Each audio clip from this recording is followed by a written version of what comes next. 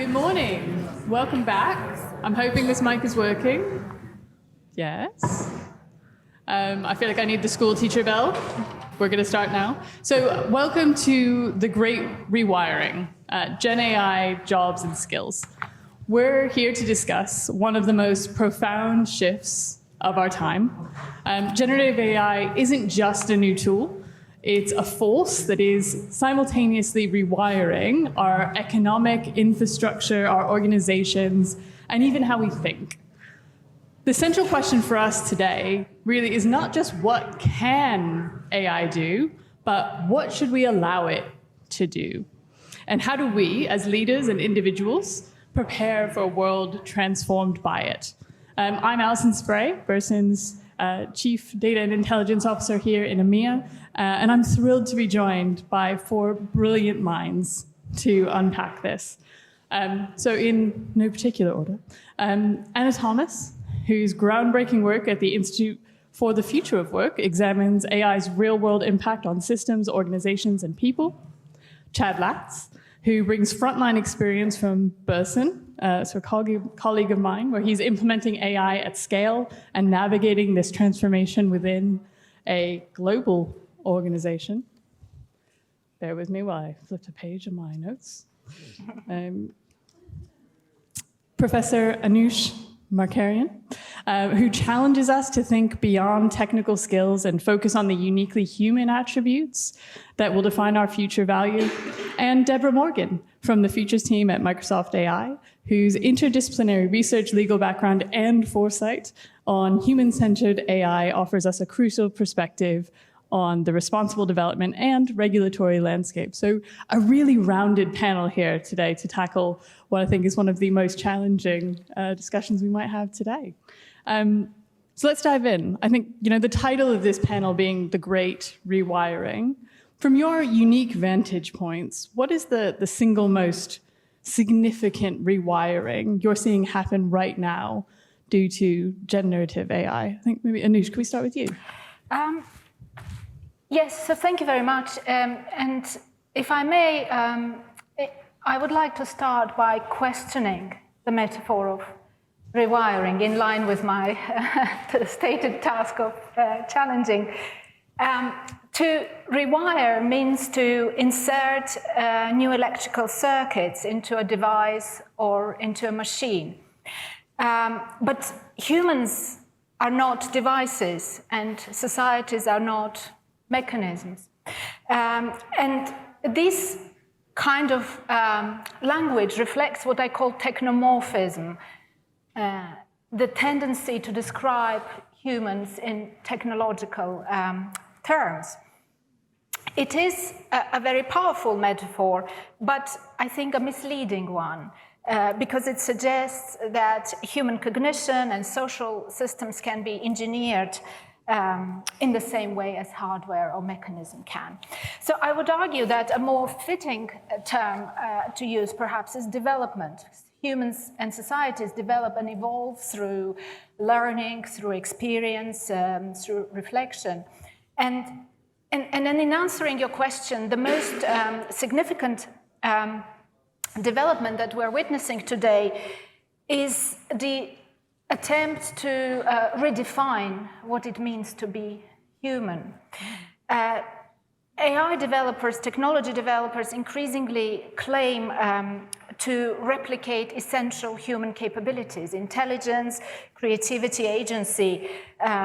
At the same time, they promote a mechanistic view of life in which humans are seen as these imperfect machines which need to be augmented, which need to be enhanced or optimized.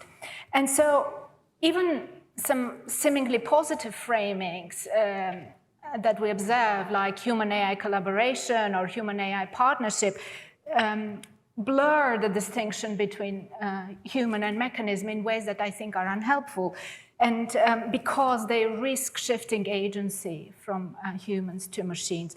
So, to my mind, to conclude, the greatest challenge of this moment is to preserve the centrality of the human person, to keep the human at the helm and the algorithm on the leash, so to speak. And so that way, if we lose the sight of that, we risk not just being rewired, but redefined in very fundamental. Right. Any other thoughts on this? Yes, yeah, it's great to be here. I also had some questions about the rewiring phrasing, which I think is really interesting and good. I personally, my perspective is I think it's a slight reshaping of the way that we conceptualize work and tasks. I see that, I mean, this is very much my personal perspective, but I think that the way I kind of approach my working day is really quite radically different from the way I used to. In the way I orchestrate AI within my workflow, sometimes I might hand off tasks, sometimes I might iterate, and it's a really, I personally find it an enjoyable developmental experience. And so I think there's an aspect of reshaping, but I very much agree, it's a developing process with humans at the center. At Microsoft AI, we are developing consumer AI across products that I'm sure lots of you know, like Copilot, Bing, Edge. But our kind of focus and ethos is very much that we're developing experiences. And I think when you talk about AI in that context, human experiences, it runs on trust. And so I've certainly seen since I've been in the organization that across then the development, the deployment of our models, we're focused on users and their experience, and that's absolutely integral and vital. So for example, we just launched recently a vision model, which is in the top 10 of the LM arena, which is a fantastic achievement. But it was really developed with the experiences and perspective of creative users at the heart.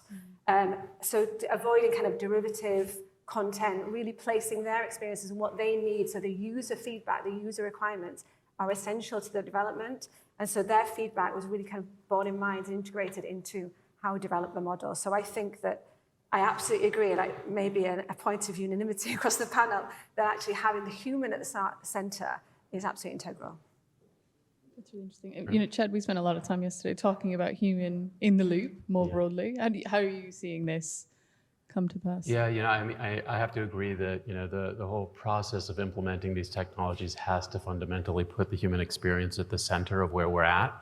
At the agency, I have the responsibility of looking after sort of two aspects of the business. One is working with an incredibly gifted and talented group of professionals, data scientists, to create new products and services and solutions that are not just about augmenting speed to execution, but is really about elevating the consultancy and the thinking, which enhances the capabilities of our people.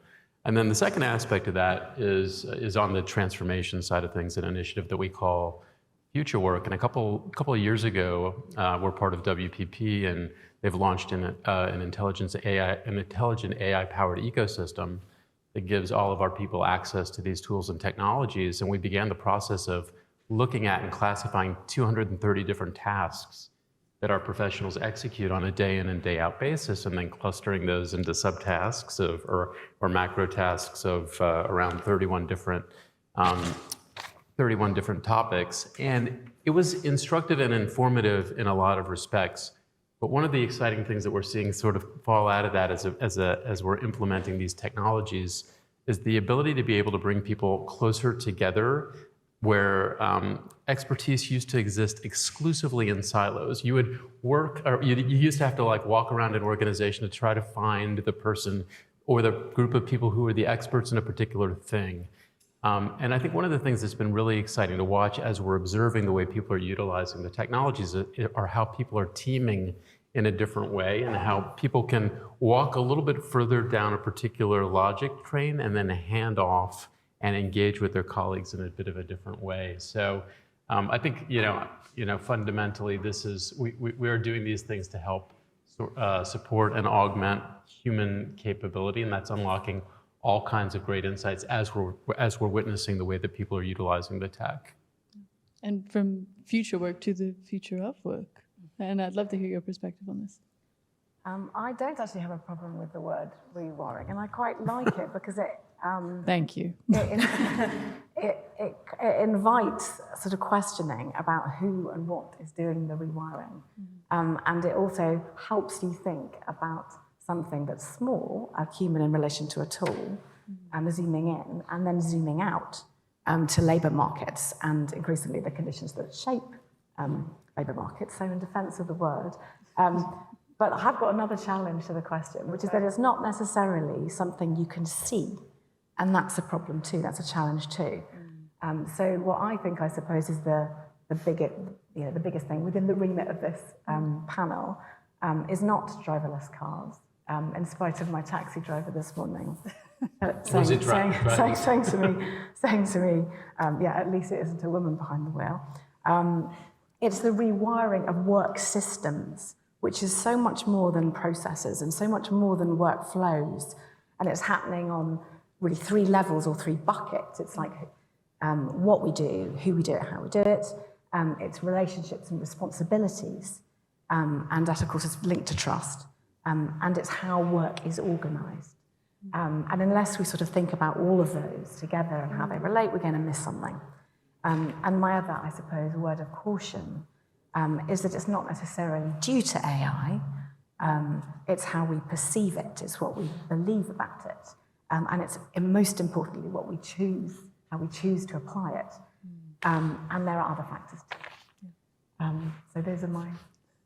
Amazing. I think that I love the 3 buckets that you've just outlined there, and I think it speaks to a lot of the lived experience for I'm sure everyone in this room, that it feels we're in this moment of sort of the disintermediation of everything, right? There's so many different things. It's not just generative AI. You know, Chad, the summary for this session references how Gen AI is provoking that sort of complete structural overhaul. And you mentioned here, you're really on the front lines of this at Burson.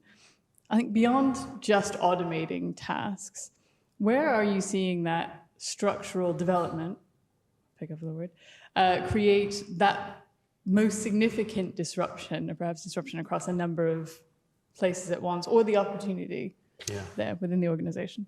Yeah, I mean, I think it's a really provocative question. And, you know, when we talk to organizations about navigating this change and transformation for themselves, usually the very first sentence that we have with a business leader that we may be interacting with is, well, it's a CEO mandate that we adopt AI into every corner of the organization. And of course, we understand that the impact of the technology across sort of a broad collection of systems is really sort of what's core here. You know, how we used to sort of orient value around this idea of how much time a thing took. Right, and the whole idea of like labor and time spent equals value. And now, of course, we have to question those things too. So it's sort of like, you know, the question that you fundamentally have to pose is, how many of the wheels on the bus do you want to change at the same time, right? We've seen with some organizations, some pretty dramatic mandates, you know, like we're going to reduce headcount by X%, and it's really sort of driving a singular narrative, which is around efficiency and not necessarily how we're enhancing value beyond that. And, you know, we try to think about this in a really sort of systematized way when we do our AI transformation consultancy. It's like, you know, once you've sort of gotten past the idea of identifying the use cases that are going to be most valuable, you've sort of mapped the technologies to those, then you have to really sort of do the hard work around what other aspects of your business you're going to transform, how you're going to enable an entire workforce. You know, at Burson, we're about 5,600 people, and so the idea is that our clients are expecting sort of consistent, high-quality delivery from everywhere at the same time. So to fundamentally disrupt all aspects of how you work in a moment is not practical, nor is it practical for any real business, global business out there. So I think what you have to do is sort of evaluate the things that you want to try to test and change first, rapidly apply that data against sort of the next activities. And you can do that, you know, in a totally parallel way. Look at different aspects of the business. Look at maybe team structure, organizational structure in different aspects of the business, and run those pilots in parallel, and take the learnings quickly so that you can evolve quicker. Yeah, I think it's a really good point, and to think about what those measures are that you're driving towards. You know, I was fortunate enough to do a postgraduate diploma here at Oxford in AI. And one of the things that I took away from that most, one of my favorite quotes from Professor Felipe Tomas, for those of you who know him, is this concept of, you know, we can be a lot more efficient, we can drive efficiencies, but efficiency has a floor, and opportunity doesn't have a ceiling. And that, to me, is the sort of combination of things we have to keep in mind when we do this. And, you know, to that point, Deborah, you mentioned some of the framing that you're going into when you're creating these new technologies. But I wonder how a major tech company approaches that structural overhaul internally as well, and how much of that experience lens you're applying to how you kind of work with colleagues as well as customers. Yeah, I mean, I've discussed before, as I said in the opener, that our focus is very much on consumers. So I think that guides internally how we think about our own integration of AI, how we use it, and then also in terms of very much how we're designing products. So thinking about what, reflecting on our own experiences, as I kind of discussed my own experiences of using AI. But I think when we're coming from that consumer perspective, I feel that, and I see this we have incredible user research teams, and I think that the way that they are really proactively going out to users, understanding needs and societal needs, different use cases, and I'm sure if we took a poll of all the use cases that people use AI for in this room, it would be an absolute fascinating database. And we have so much experience that we can glean from users, and that's then intentionally included in how we develop our products. And I think that's our absolute guiding star. So I think the buckets that Anna spoke about, the kind of the what, the how, the need, those, the transformation of us as an organization, how we're developing, our focus on design, intentional, human-focused products is very much driven by the engagement and the dialogue that we're having. And I think for organizations generally thinking about AI, that dialogue with your customer base, with your internal staff as well, is so imperative. And I agree, I've also heard this kind of, we have to include AI. So how can we add bolt-on AI, which perhaps speaks to the rewiring analogy. But I think that's actually a systems perspective of what is it you're trying to achieve as an organization is absolutely first principles, and it's more important than ever. Absolutely. And I wonder if we actually look maybe outside of our organizations for a minute, and maybe Anna, if I could come to you. We're seeing the simultaneous disruption of lots of things, whether that's goods, services, skills, labor markets. All of this impacts businesses, but is also happening out there in the real world. What do you think are the sort of biggest risks for leaders who are trying to manage that level of concurrent change? I think it's worth stopping and remembering that work isn't important only for its own sake, exactly, but also because it's a lens on other things. It's a way you can see things and respond to things. It's a sort of site of interaction with AI with numerous hats on in different ways, and also it's the site of innovation. It should be the site of to create value in ways that don't just think about substitution, and that makes you think about that automation isn't just about substitution, it's also about other things. It's about transference or intensification, augmentation, but meaning it in different ways. It could be high discretion augmentation or low discretion augmentation. And there's a range of options, a huge number of options. So I'd say probably that the biggest risk is to be caught up in this very oversimplistic, deterministic narrative about technology and about that just implementing it is the answer. And not to do it not for it to be thoughtful or deliberate or understood, with risks and opportunities anticipated and space to have that conversation. And in that case, and there are kind of all sorts of rights-based reasons for that. But in addition to that, you lose you lose thinking about the nuances of change, the process of change, and the role of humans in that. And also the particular kind of human-computer, human interaction, which ought to be the site of a real innovation, rather than the way that it is assumed and applied very often. For people, of course, there are other risks, huge risks. And it's very easy, as Anoush said, to sort of think and talk about people and their experiences almost like products. And we must be very careful not to do that and think about design, what we are designing for, what we're aiming for, and design around people, for them, not only their experiences, to feed the development of products for other reasons. Yeah, absolutely. Anoush, I'd love to actually throw that same question to you. What are you seeing as those sort of risks or opportunities for leaders as we try to go through this concurrent change? What happens when we do try to do it all at once and And what's the risk of losing the human in the center? I agree with Anna's take on it, and I would also like to say, yes, absolutely, to understand, I mean, AI is not a universal sort of remedy, and to understand where it adds value, but also to have the courage, the intellectual courage and the wisdom to say no.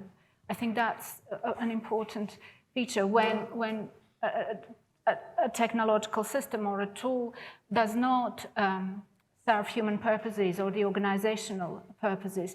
And in a way to have this kind of principled stewardship and to understand when to say yes to technology and when to say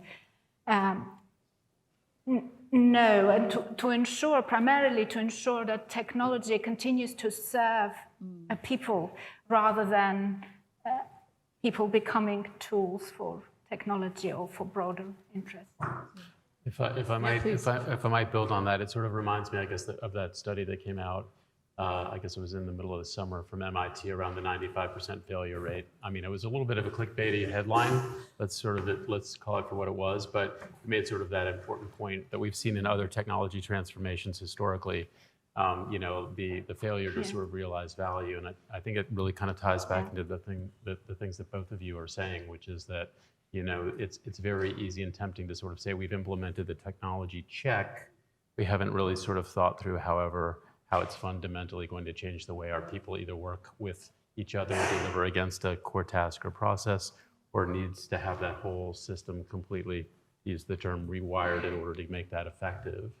And I think that there are a lot of things that leaders need to understand, which is that they have to understand sort of the profound impact of how the change is going to impact and affect every aspect of the organization, not just potentially an efficiency gain across a technology implementation. I'd love to continue this conversation and start to go further down that human capability lens and the future of human capability. And if we really think about that employee-centered narrative, I think some of your research has shown that adoption yields better results, but it's quite lopsided at the minute. What do you think? Where are companies going wrong? Maybe what are the tricks that they're missing when they try to do this well and when they try to put the human at the center? Among other, as you know, you've referred to, we've done a sort of huge 3-year independent research led by Sir Christopher Pissarides on impacts on work. And just looking at sort of a disruption level, a firm level survey and employee level as well. But we're also doing currently with Innovate UK and the CIPD 8 very detailed case studies in it. So which will be out about sort of responsible and efficient AI. Although I can't say a lot about that, I think what is clear also from the Pissarides review is that it's not only my belief or opinion. It's now grounded increasingly in evidence that if you think about work quality, you cut through, and that to think about work quality in terms of positives and negatives, and not to assume the positives, to interrogate those, is probably the most important way of dealing with, many challenges that firms face, as well as individuals. And within that sort of bucket, I mean, we've got a sort of chartered sort of as a check that can operate as a checklist that's been picked up by various people, but that includes in particular the participation and employee participation. And there are various reasons for that. Not just that it surfaces information, but it mediates better outcomes, including the creation of good jobs and also sort of further work quality. And it will help identify barriers and challenges in a more effective way. Research is beginning to suggest. So we just do need to really think about that and sort of in practice and guidance as well as policy and probably ultimately regulation. Ultimately, we'll come to that. We'll get there.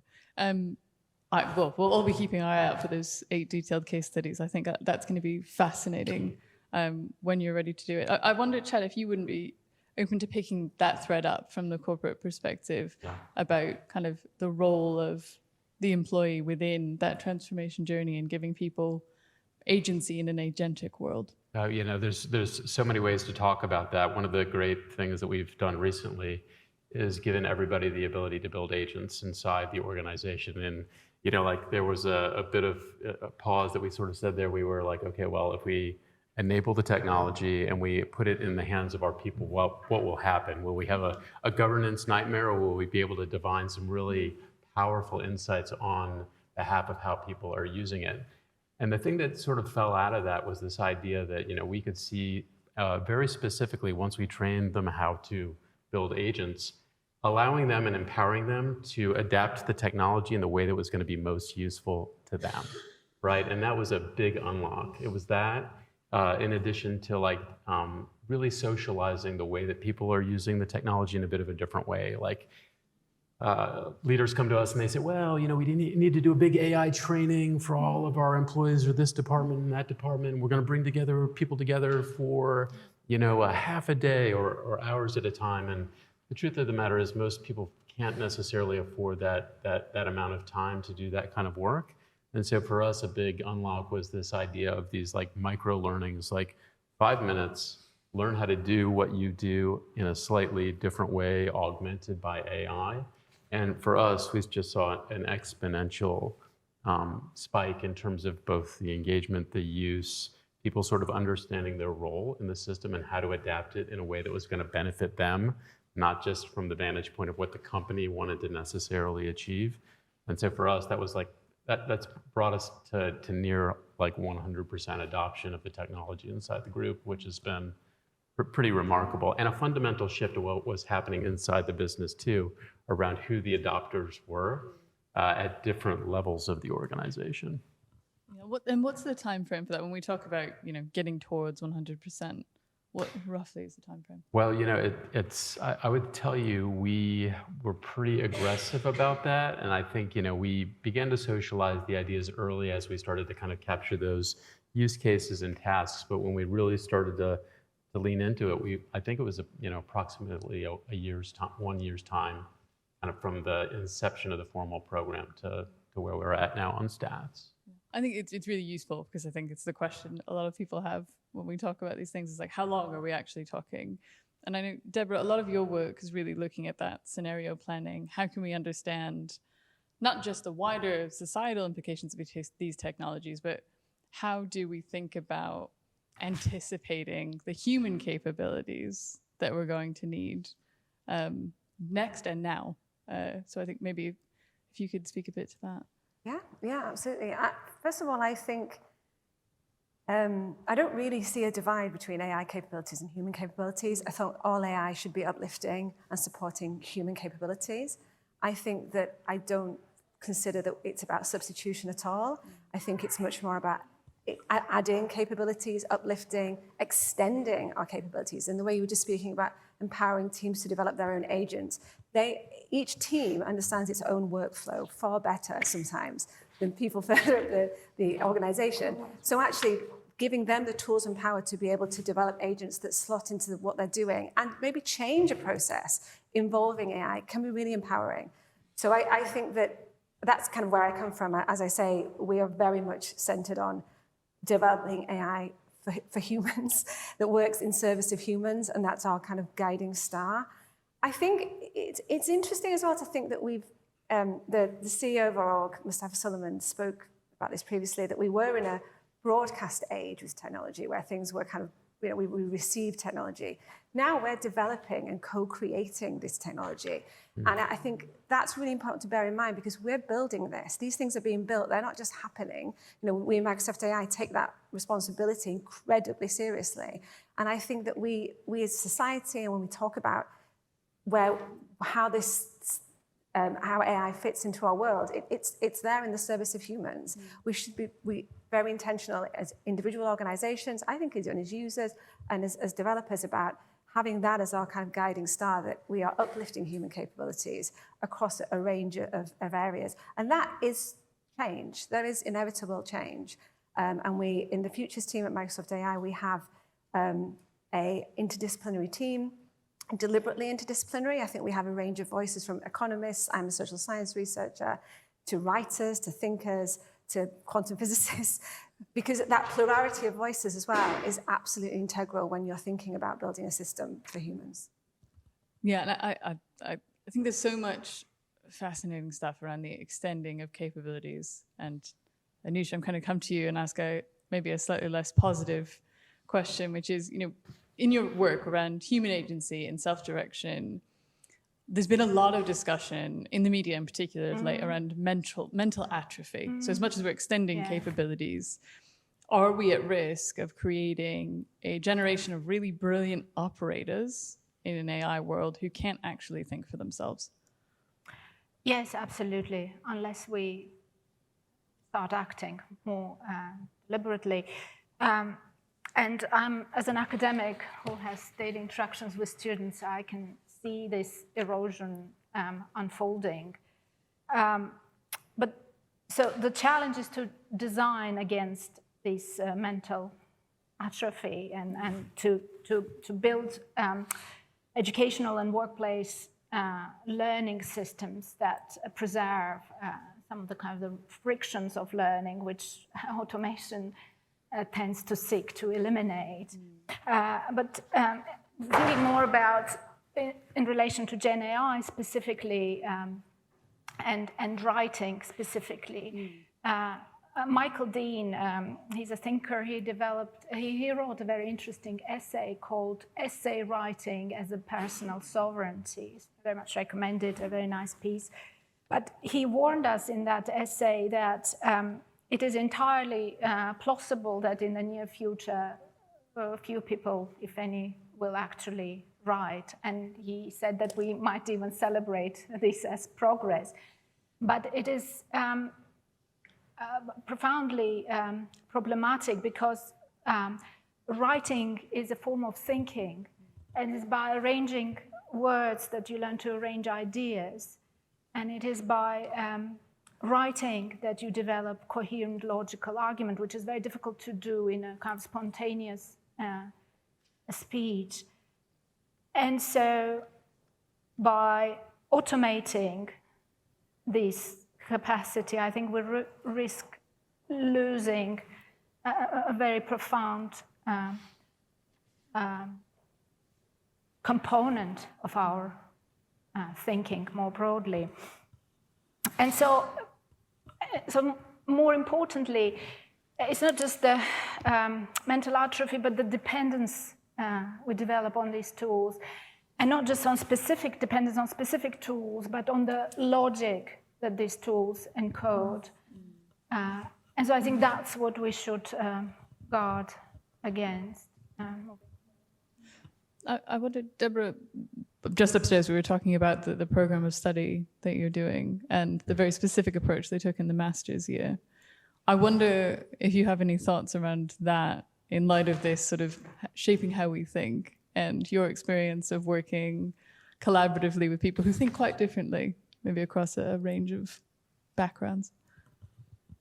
Yes, I think as lots of you probably know, interdisciplinary working with maybe people who speak different, and they are kind of different languages sometimes, from different people work from different disciplines, researchers from different spaces, can be challenging, but for me, it's the most enriching thing I've ever done, because you find commonalities, you find shared definitions, or areas of creative friction, which are fantastic, because actually they make the whole much better.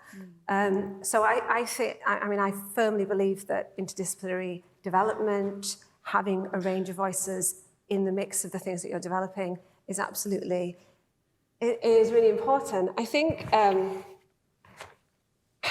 it means that when we're thinking about technology development and use, we need to have, this problem space of understanding how AI is being integrated is still nascent. And so there are lots of research gaps. There are huge research gaps. And I think Anna's work is fantastic in filling some of those. But there are huge still open questions about how firms are actually approaching integration, what learnings they're getting, how they're evaluating systems, the value they're getting. And I agree about the very clickbaity, the research that came out. But I think that really high quality, rigorous research is really important for us to understand this space and understand the impacts at work, in education, in healthcare, in just all of the different domains, because this is probably maybe an overused phrase, but it's a general purpose technology and it's impacting all sectors everywhere all at once. And so I think data on that and then acting on that is really, really important. Do you have any thoughts that, well, I appreciate you can't share exactly the findings yet, but any kind of overarching thoughts from the research that you are seeing on how we do counter this risk? Yeah, and that we've done, because there's a review. But I mean, obviously skills are changing in terms of what's needed, in terms of what's needed, and more than that. There are kind of very obvious examples which we'll know, like old IT skills are going, and we need the new types of skills, and new combinations of skills, and kind of new skills that are becoming more or less central in relation to both the technology or the task that's being done. So I guess against that background, I agree with those points. I would add a couple of extra ones that I think socio-technical skills are becoming more important. This was a really sort of underplayed finding from the Fifth Readers Review, which has been published. And that's the case even in sort of high-tech jobs where it's not intuitive to know to think about that. So you want social skills with technology skills, even for technologists. And a kind of link to that, it's the ability at the same time as understanding and applying a technology to be able to reflect and to critique and to reframe and to doubt, and to empathize. And then again, I think there's also, we have to sort of think about digital skills a bit differently, and not just in terms of rolling it out of what it can do, but also in terms of critical skills.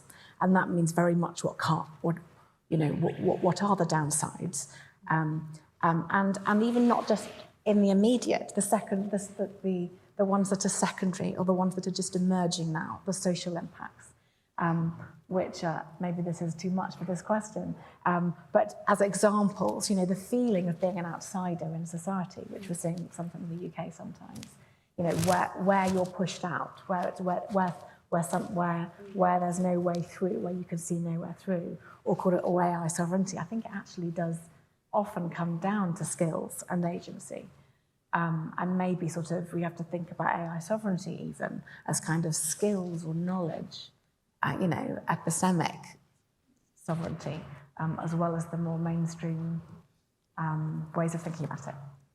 Allison, could I offer a thought just about your concept of operators versus thinkers? I think if you're working in an organization that's delivering sort of a practice expertise to a client, I think one of the things that, we sort of think about right away is cultivating and being custodians of a craft, right? And so I think, the challenge that we have, of course, is both as it relates to reinforcing the capability or being able to decode the effectiveness of the models themselves. And, from our perspective, creating a learning organization is sort of two parts. It's you have to cultivate sort of the skills and critical thinking and the capabilities, in addition to explaining to people and showing people how to apply the technology in their work.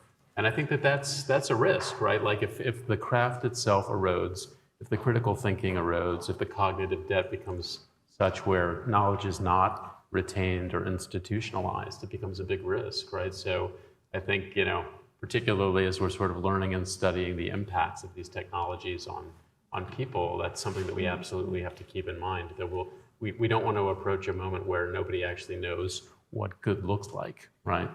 Which is, could become a real risk. I think that's a great transition actually into the sort of final thing I want us to talk about today, which is leadership and the path forward. I think what we're seeing is, and we heard this a bit at the start of today, right? There's this sort of gap between the speed of tech advancement and perhaps sometimes the slower pace of institutional and even commercial adoption, right? These things move in sort of graduated steps. What do you see as the critical role of leaders, whether that's in business, in government, in academia, in bridging that gap to ensure that transition is managed responsibly? And maybe, Chad, if I could start with you to pick up on exactly where you just left off, around making sure that we have that craft still at the heart. Yeah. I mean, I think it's sort of the kind of multiple prongs of the things that we've talked about. It's understanding that the technology is really oftentimes only the starting place, right? It's, and the technology may be addressing a fundamental problem in the business, but to really sort of understand all of the dimensions of impact and change that you were going to have to undergo as an organization in order to effectively deploy value or get value from the use of the technology itself. And then again, sort of be custodians of expertise and craft. There's this idea, lots of debate around like, what does the shape of organizations look like? How are we moving from a traditional pyramid structure, and what does that look like in the future? And there's been lots of debates, and there are many, many, many different models that have been posited in academic research. And as the technology moves faster and faster, some of the feasibility of those models completely falls away, right? The idea of a diamond-shaped organization with which what happens at the middle are the sort of operators and orchestrators of what's delivered at scale by the technology at the bottom and the business managed at the top is no longer valid. Why? Because the AI is delivering the orchestration now, right? So I think, paying very, very close attention to how the evolution of the technology is likely to change the shape of the organization and to create an environment where you can test these things in multiple ways in multiple parts of the organization so that you can figure out the best way to drive adoption and transformation at scale. I think as I look at, we started with trust actually at the start of this conversation.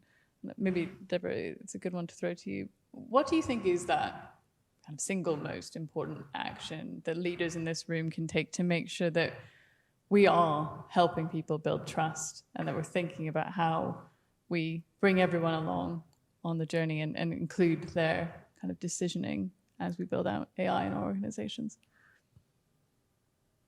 I think trust. I think one of the things I really do keep saying is context is key. And I think sometimes we each organization, at Microsoft, we have responsible AI principles that are fundamental, but each organization will have their own equivalence governance stack and what that will look like for their particular domain. And so AI integration in healthcare is very different from AI integration in healthcare. And so I think in terms of embedding trust, and this is speaking to Chad's point, it's really looking at the organizational structure. How does oversight work at present? What do the existing human structures of oversight look like? How are they changed possibly with AI integration? How are they enhanced? How can you actually get more information and understanding a kind of bird's eye view of your organization that can actually potentially uplift trust in an organization? So I think it all comes back to knowing your organization, understanding the unique context, and then where AI currently can sit. I think what is interesting, makes this the frontier, is that we are just in the absolute foothills of where AI is. And I know sometimes people, I find myself, I kind of get frustrated when I'm using it. And I just think that 6 months ago, what I'm doing with AI would have felt unimaginable. And so I think that the pace of change is quite fast. But I think actually understanding where trust functions, what customer trust looks like, what employee trust looks like, and placing a premium on that, and kind of iterative development, experimentation, and then learning from that. And sometimes orgs are not the best at doing that, but I think actually careful experimentation, trial over a period of time, and I like the idea of kind of micro learnings, micro qualifications, I think are kind of increasing interest. Are just really integral. Yeah. And I think if we expand that maybe beyond the four walls that we operate in, Anna, you mentioned before the sort of policy regulatory implications. What do you think are the critical components right now to creating a more inclusive economy as we start to look forward? What do you see kind of sitting at the top of that list? Well, obviously there isn't going to be a silver bullet, and it does need to be looked at systematically, and also in a way that works together, that's aligned. I mean, that's a huge problem. And many countries are saying that, not just the UK. At the risk of this question being a bit high level, I think that the sort of pro-innovation narrative about how we approach this needs to be reclaimed from anti-regulation. I think that's really important and understood by this kind of like nuanced way, evidence-based way of thinking about both work and agency. And that is necessary from different perspectives and for different reasons.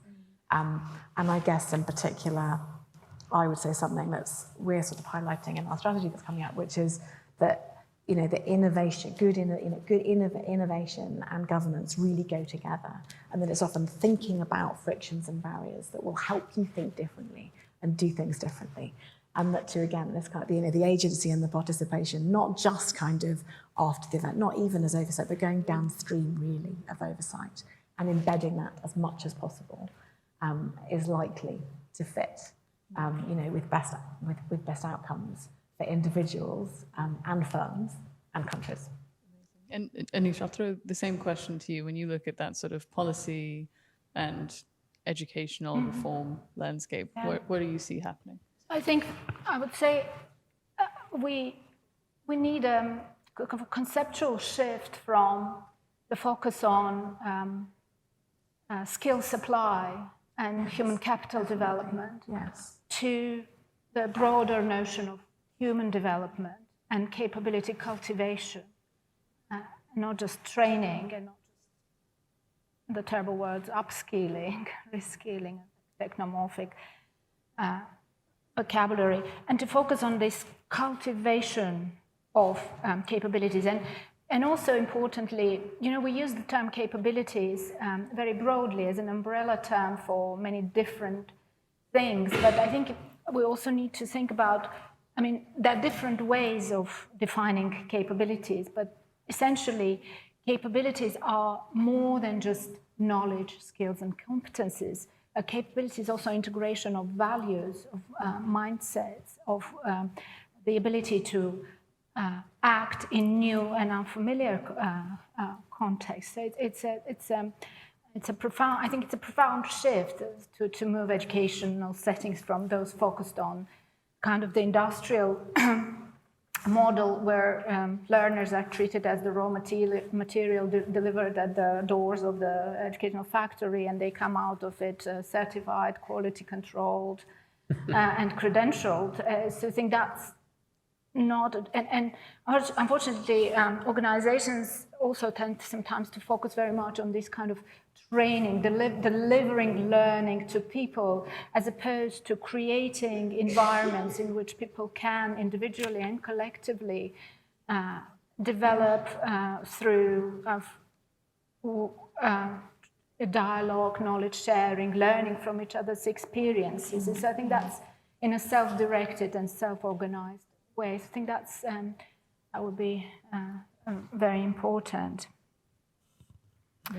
Yeah, can I just come in? I think that emphasis on capability is really interesting and really important. And I actually think that in the future, lifelong learning, which has been something that has been long discussed, but I think in this space that we're in, is going to be incredibly important moving forward. I think this idea that learning's, formal learning stops at a certain point and then people go into the workforce.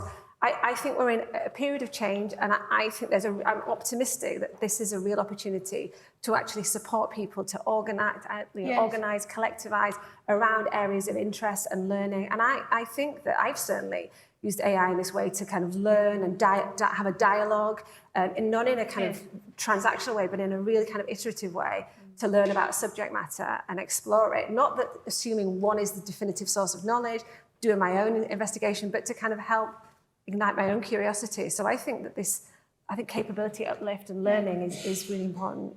And may I add one final point?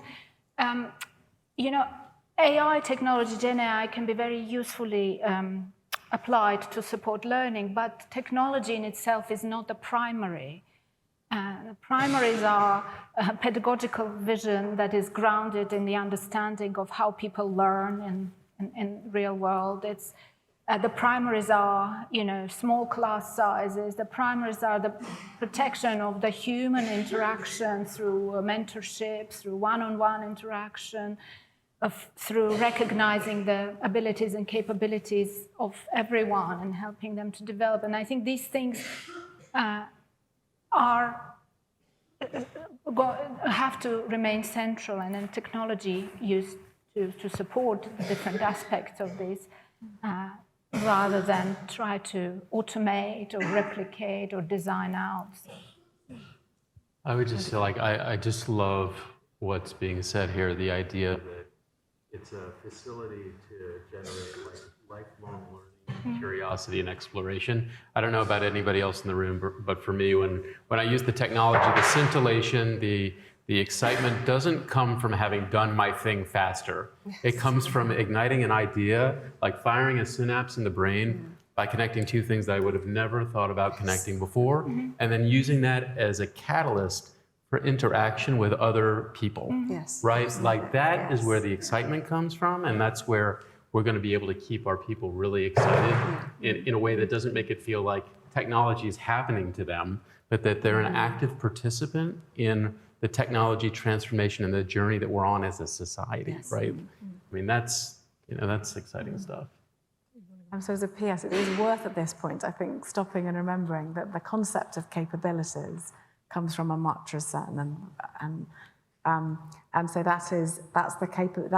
and it is the capability to exercise agency.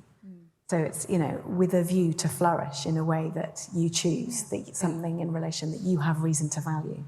And so I can't help wrapping up in that. I love that. As a final point before we wrap things up, before we do that, I want to give the audience a chance. We've got about 5 minutes for questions because I have marshaled you all through this hour. Please, Graham. Do we have microphones, or are we just going to ask Graham here to shout very loudly? Fair enough. First of all, thanks for a very interesting discussion. Gartner just released their hype cycle report, which that AI, including generative AI technologies, are very much in the hype cycle. There we are. If you accept that premise, one, we're obviously going through things like reductions in force. We're going through changes in agency to people's jobs. Those are big changes. And we're also at this point where there are very inflated expectations. My question is, if one, do you accept that premise? And two, how do we navigate that in a very human way? May I think you're referring to generative AI being in the trough of disillusionment now. According to Gartner this summer, it was just dipping into it. So, I think the thing that we're starting to see like straight away is that there's no sustainable advantage from the technology itself, right? Like at this point, all of the major players are creating models. We're chasing each other around the table to improve those models and make them better. But I think where the real differentiation is going to come in is where sort of human ingenuity and IP meets the applied use of the technologies themselves. So while there may be a trough of disillusionment approaching around the tech itself, the unlocking of the human potential in terms of the value that we can deliver to our clients, to our colleagues, to society, I think are the things that we're just starting to realize the opportunity around. So, yes, the hype cycle's a thing. I'm going to challenge the premise of it just a little bit through that lens. And, we've got 2 questions here at the back. I think actually this gentleman in the blue blazer had his hand up first, if we can get the mic over there. Hi, yeah, thank you for the discussion. I basically just wanted to get your views on this kind of concept of gradual disempowerment. So for people who aren't aware of that term, it's kind of this very simple economic argument where at some point we're going to have models that are kind of as cognitively capable as humans, but probably much cheaper. And my competitor in business is going to start laying off their workforce, using the money they were spending on humans to just spin up a lot of AIs that can run 24/7. And as someone running a business, I can decide to keep my humans or get rid of them and do the same. And while I agree that, in principle, it'd be great to have AI as a tool to keep humans in the loop, when your shareholders or your stakeholders are saying, hey, your competitor is like 10xing your share price, they're accelerating away from you, what are you doing? In practice, how do you actually keep AI as a tool in this world where, in 5 years' time, say, these models can basically just do any cognitive labor that a human can?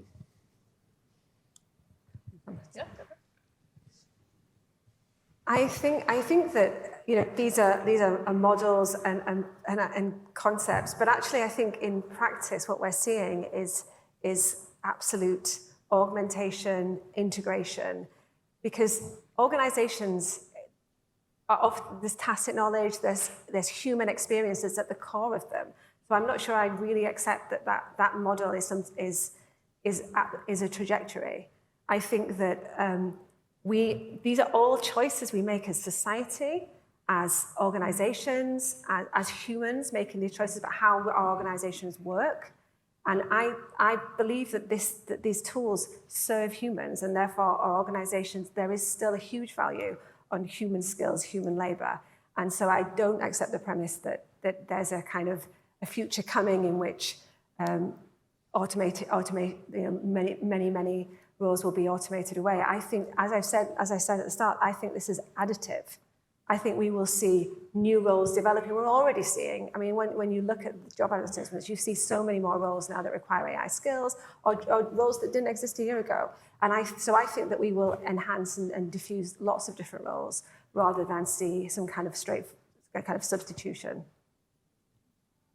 Happy to discuss if someone's in a different perspective. I know we've got a handful more hands. I'm also aware that I have 2 minutes. So what I might suggest is if you have a question, if you could come up and chat to the group afterwards, because I want to give them a chance to just wrap their thoughts on one final point. I was going to ask you a question about rewiring, but I feel like I've heard that's not the right frame for this. So if we're thinking about this from a development mindset, if you're thinking about planning for that development over the next 12 months, what is the connection between people or processes or principles that you would protect at all costs for that roadmap to build a better and more human future for work? Chad, can I start with you? Yeah, I mean, I guess I would just say we've seen sort of patterns on the ambitions for technology and then what the net result has been. We had sort of 10 years of studying social media and seeing its impact on different aspects of society, polarity, all of the things that we're sort of observing. And I think the thing that I would emphasize, and maybe it goes back to the comment from the back of the room, the thing I would protect at all costs is human-to-human interaction, right? Like, I think what the naked mole rat and insects have sort of supplanted humans as being more social, right? So I think where we're going to get lost is if the technology, if all of a sudden I've got PhD level knowledge available to me in every segment, like that can nudge us one of two ways. It can nudge us to thinking about things differently so that we engage with others differently, or it can drive like further sort of solo and siloed thinking. And so I guess the thing that I would protect is the human in the loop, of course, and human-to-human interaction. Anoush? Yeah, human at the helm, I would say, and human agency to be protected at all costs, because AI is neither our competitor nor is it our partner or collaborator. It's an advanced, sophisticated set of tools that we can use and govern from a human-centered point of view, and we should elevate the mankind above the machine, and I think that's what I'd like to protect at all. Deborah? I think it's probably, as I said before, there's a lot of unanimity. I think I would agree that protecting human-to-human interactions is vitally important, and I think that's a task society-wide as well. We're all involved in this. We're all shaping this tool. It's a clay that we're developing, and so I think we govern and make choices in each country, in each organization, at all levels, about how we integrate AI into our workplaces and into our lives. And so I think that protecting human-to-human interactions is vitally important. I think that actually the human-to-human interactions are so valued in our society, but often the people delivering those human-to-human interactions are really time-pressured and stretched. With the public services, AI in public services is so potentially valuable to free up people to deliver and have those really valuable, provide those services to humans that we all relied on very much very recently. So I think that actually AI can uplift us and uplift our ability to have more human-to-human interactions. And Anna? I agree that human agency,